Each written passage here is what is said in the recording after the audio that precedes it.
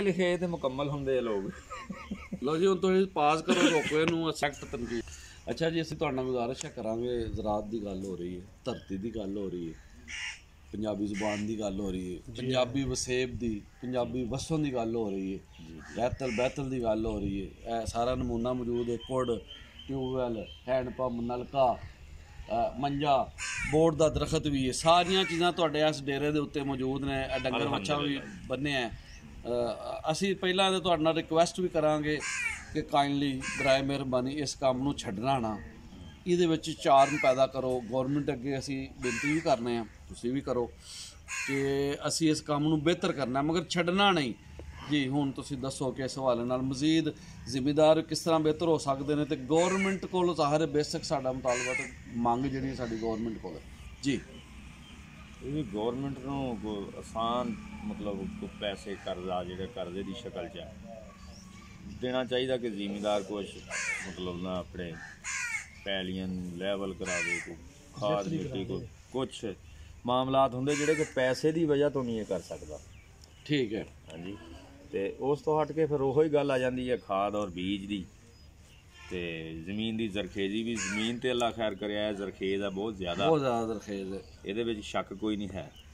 ਤੇ ਉਸ ਤੋਂ ਹਟ ਕੇ ਫਿਰ ਜ਼ਿਮੀਂਦਾਰਾਂ ਨੂੰ ਕੋਈ ਸਹੂਲਤ ਹੋਣੀ ਚਾਹੀਦੀ ਕਿ ਚਲੋ ਕੋਈ ਕੱਟਾ ਬੱਛਾ, ਕੋਈ ਫਾਰਮ ਟਾਈਪ ਕੋਈ ਬਣਾਉਣ ਛੋਟਾ ਛੋਟਾ, ਜਿਹਦੇ ਵਿੱਚ ਕੋਈ ਆਮਦਨ ਆ ਸਕੇ, ਜ਼ਰੀਆ ਇਨਕਮ ਜਿਹੜਾ ਨਾ ਇਹਨਾਂ ਦਾ ਥੋੜ੍ਹਾ ਜਿਹਾ ਵੱਧ ਜਾਏ।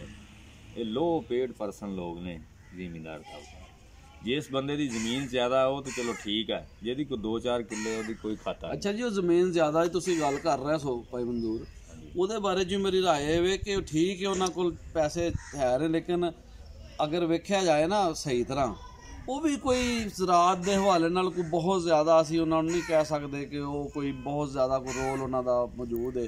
ਉਹ ਠੀਕ ਉਹਨਾਂ ਕੋਲ ਜ਼ਮੀਨ ਜ਼ਿਆਦਾ ਹੈ, ਉਹ ਜਗੀਰਦਾਰ ਟਾਈਪ ਲੋਕ ਨੇ, ਆਪਣੇ ਉਹ ਮਜ਼ਾਰੇ ਰੱਖੇ ਨੇ, ਥੱਲੇ ਕੰਮ ਸ਼ਮ ਹੋ ਰਿਹਾ ਹੈ, ਮਗਰ ਇੱਕ ਜੈਨੂਅਨ ਜਿਸ ਤਰ੍ਹਾਂ ਮਹਿਕਮਾ ਜ਼ਰਾਤ ਦਾ ਕੰਮ ਹੋਣਾ ਚਾਹੀਦਾ ਉਹ ਪ੍ਰੋਪਰ ਤਰੀਕੇ ਨਾਲ ਨਹੀਂ ਹੋ ਰਿਹਾ। ਤੁਹਾਡੇ ਕੋਲ ਕਦੀ ਮਹਿਕਮਾ ਜ਼ਰਾਤ ਵਾਲੇ ਆਏ ਨੇ? ਕਦੀ ਨਹੀਂ ਆਏ। ਹਾਲਾਂਕਿ ਮਹਿਕਮਾ ਜ਼ਰਾਤ ਨੂੰ ਚੱਪੇ ਚੱਪੇ ਤੇ ਪਹੁੰਚਣਾ ਚਾਹੀਏ। ਕਿਸੇ ਕੋਲ ਇੱਕ ਪੈਲੀ ਵੀ ਹੈ, ਹਾਂ, ਇੱਕ ਮੱਝ ਹੀ ਕਿਉਂ ਨਹੀਂ ਰੱਖੀ, ਬਿਲਕੁਲ ਬੱਕਰੀ ਕਿਉਂ ਨਹੀਂ, ਹਾਂ, ਉਹਦਾ ਵੀ ਉਹਨਾਂ ਨੂੰ ਨੋਟ ਰੱਖਣਾ ਚਾਹੀਏ। ਕਿਸੇ ਜ਼ਮਾਨੇ 'ਚ ਮੈਂ ਸੁਣਿਆ ਸੀ, ਮੇਰੇ ਵਾਲਦੇ ਗਰਾਮੀ ਮੁਹੰਮਦ ਅਨਵਰ ਭੱਟੀ ਮਰਹੂਮ ਅੰਗਰੇਜ਼ ਦੌਰੇ DC ਨਾਲ ਉਹਨਾਂ ਕੰਮ ਕੀਤਾ, ਉਹ ਦੱਸਦੇ ਹਨ ਕਿ ਜਿਹੜੇ ਸਰਕਾਰੀ ਅਫਸਰ ਸਨ ਨਾ, AC ਤੋਂ ਲੈ ਕੇ DC ਤੱਕ ਪੂਰਾ ਰਿਕਾਰਡ ਮੇਨਟੇਨ ਹੁੰਦਾ ਸੀ ਕਿ ਇਸ ਇਲਾਕੇ ਦੇ ਅੰਦਰ ਕਿੰਨੀਆਂ ਡੰਗਰ ਵੱਛਾ, ਕਿੰਨੀਆਂ ਗਾਈਆਂ ਨੇ, ਕਿਸ ਪਿੰਡ ਦੇ ਵਿੱਚ ਕਿੰਨਾ ਜਿਹੜਾ ਖੁਰਾਕ ਪੈਦਾ ਹੋ ਰਹੀ ਹੈ, ਕਣਕ ਕਿੰਨੀ ਹੈ, ਮੁੰਜੀ ਕਿੰਨੀ ਹੈ, ਔਰ ਡੰਗਰ ਵੱਛਾ ਉਸ ਇਲਾਕੇ 'ਚ ਕਿੰਨਾ, ਚਾਰਾ ਉਹਨਾਂ ਲਈ ਕਿੰਨਾ, ਪੂਰਾ ਇੱਕ ਰਿਕਾਰਡ ਸੀ। ਮੇਰਾ ਖਿਆਲ ਹੈ ਤੁਹਾਡੇ ਕੋਲ ਤਾਂ ਅੱਜ ਤੱਕ ਕਿਸੇ ਨੇ ਇਹ ਨਹੀਂ ਪੁੱਛਿਆ ਹੋਣਾ ਕਿ ਤੁਹਾਡੇ ਕੋਲ ਕਿੰਨੀਆਂ ਮੱਝਾਂ ਨੇ। ਇਹ ਪਿਛਲੇ ਥੋੜੇ ਵਕਤ ਗੁਜ਼ਰਨੇ ਦੀ ਬਾਤ ਆ ਕਿ ਸਈਦ ਵਾਲਾ ਸਾਹਿਬ ਜਿਹੜੇ ਕਿ ਰਹੇ ਨੇ ਇੱਥੇ ਕਮਿਸ਼ਨਰ ਸਨ ਜਾਂ ਜਿਹੜੇ ਵੀ ਉਹਦੇ ਅਸਿਸਟੈਂਟ ਕਮਿਸ਼ਨਰ AC ਸਾਹਿਬ, ਉਹ ਜਿਸ ਵੇਲੇ ਲਾਈਵ ਸਟਾਕ ਵੱਲ ਲੱਗੇ ਆ ਨਾ, ਉਹਨਾਂ ਦੀ ਡਿਊਟੀ, ਉਹਨਾਂ ਨੇ ਕੋਈ ਥੋੜ੍ਹਾ ਜਿਹਾ ਇਹਨੂੰ ਠੀਕ ਕੀਤਾ। ਉਸ ਟਾਈਮ ਇਹ ਜਿਹੜੇ ਵੈਟਰਨਰੀ ਜਿਹੜੇ ਸੀਗੇ ਉਹ ਸਰਵਿਸ ਡੇਰਿਆਂ 'ਤੇ ਆਈ ਆ, ਉਹਨਾਂ ਦੇ ਸਿਵਾਏ ਜਾਨਵਰਾਂ ਨੂੰ ਪੇਟ ਦੇ ਕੀੜਿਆਂ ਤੋਂ ਦਵਾਈ ਹੋਰ ਕੋਈ ਨਹੀਂ ਦਿੱਤੀ।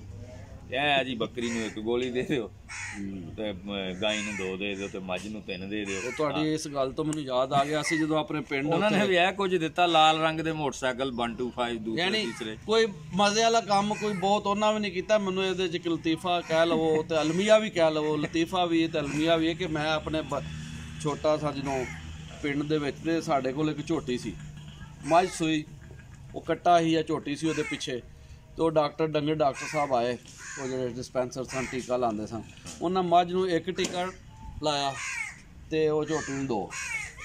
ਤੇ ਜਿਸ ਤਰ੍ਹਾਂ ਸਾਨੂੰ ਪੁੱਛਿਆ ਕਿ ਜਨਾਬ ਇਹ ਤੁਸੀਂ ਕੀ ਕੀਤਾ, ਕਹਿੰਦਾ ਜੀ ਮੈਂ ਥਿਊਰੀ 'ਚ ਪੜ੍ਹਿਆ, ਥਿਊਰੀ 'ਚ ਉਹ ਜਨਾਬ ਕੁਛ ਚਿਰ ਬਾਅਦ ਝੋਟੀ ਜਿਹੜੀ ਹੈ ਨਾ ਜਾਨ ਬਹਕ ਹੋ ਗਈ, ਫੌਤ ਹੋ ਗਈ। ਉਹ ਜ਼ੁਲਮ ਸੀ ਕਿ ਮੇਰਾ ਮਤਲਬ ਇਹ ਕਿ ਦੇਖੋ ਇਹ ਇੱਕ ਲਤੀਫਾ ਵੀ ਹੈ ਤੇ ਇੱਕ ਅਲਮੀਆ ਹੈ। ਉਸ ਜ਼ੁਲਮ ਦੀ ਇੱਕ ਦਾਸਤਾਨ ਮੈਂ ਤੁਹਾਨੂੰ ਸੁਣਾ ਰਿਹਾ ਕਿ ਦੇਖੋ ਅੱਜ ਵੀ ਤੁਸੀਂ ਉਹੀ ਗੱਲ ਕਰ ਰਹੇ ਹੋ, ਇਹ ਬਚਪਨ ਦੀ ਗੱਲ ਮੈਂ ਕਰ ਰਿਹਾ, ਤੇ ਅੱਜ ਕਿੰਨੇ ਸਾਲਾਂ ਤੋਂ ਬਾਅਦ ਵੀ ਤੁਸੀਂ ਉਹੀ ਗੱਲ ਕਰ ਰਹੇ ਹੋ ਕਿ ਸਵਾਏ 1-2 ਗੋਲੀ ਤੋਂ ਦਰਦ ਕਾ ਹਲ 2 ਗੋਲੀ ਨਹੀਂ ਡਿਸਪਰੀਨ। ਮਤਲਬ ਮਜ਼ਾਕ ਹੀ ਹੈ ਨਾ ਜੀ ਕਿ ਚੰਗਾ ਭਾਈ ਤੁਸੀਂ ਮਹਿਕਮਾ ਬਣਾਇਆ, ਅੱਲਾ ਦੇ ਨੇਕ ਬੰਦੇ ਹੋ, ਕੁਛ ਰੋਲ ਪਲੇ ਕਰੋ, ਜ਼ੁਲਮ ਨਾ ਕਰੋ ਧਰਤੀ ਦੇ ਉੱਤੇ। ਧਰਤੀ ਦੇ ਆਵਾਸੀ ਜਿਨ੍ਹਾਂ ਲਿਬਾਸ ਪਾ ਕੇ ਖਿਦਮਤ ਕਰ ਰਹੇ ਨੇ, ਇਸ ਕੌਮ ਦੇ ਮਮਾਰ ਅਸਲ ਨੇ, ਕਿਸਾਨ ਜਿੰਨਾ ਅੱਜ ਮਜ਼ਲੂਮ ਹੈ ਕੋਈ ਹੋਰ ਮਜ਼ਲੂਮ ਹੈ ਹੀ ਨਹੀਂ। ਤੇ ਬਿਲਕੁਲ ਤੁਸੀਂ ਸਹੀ ਕਹਿ ਰਹੇ ਹੋ ਕਿ ਵਾਲਾ ਸਾਹਿਬ ਵੀ ਚਲੋ ਮਾੜਾ ਮੋਟਾ ਤੋਜੋ ਦਿੱਤੀ। ਉਸ ਵੇਲੇ ਥੋੜਾ ਜਿਹਾ ਪਤਾ ਚੱਲਿਆ ਕਿ ਇਹ ਜਾਨਵਰਾਂ ਦਾ ਵੀ ਕੋਈ ਮਹਿਕਮਾ ਹੈ ਲੈਬ ਸਟਾਈਕ ਪਰ ਤੁਹਾਨੂੰ ਉਸ ਤੋਂ ਪਹਿਲਾਂ ਪਤਾ ਹੀ ਨਹੀਂ ਸੀ ਕਿ ਹਸਪੀਟਲ 'ਚ ਕੋਈ ਹੈ ਜਾਂ ਨਹੀਂ। ਉੱਥੇ ਕੁੱਤੇ ਬੈਠੇ ਹੁੰਦੇ ਸੀ ਫੱਟਿਆਂ ਤੇ ਉਹਨਾਂ ਦੇ। ਉਹ ਮੋਟਰਸਾਈਕਲਾਂ ਵਾਲੇ ਸਰਵਿਸ ਆਈ ਹੈ, ਸਿਰਫ ਆ ਗੋਲੀਆਂ ਜ਼ਰੂਰ ਉਹ ਵੱਡੀਆਂ ਵੱਡੀਆਂ ਦਿੰਦੇ ਰਹੇ ਆ, ਬਾਕੀ ਕੋਈ ਸ਼ਾਇਦ ਹੈ ਨਹੀਂ ਜੀ, ਕੋਈ ਨਹੀਂ ਜੀ।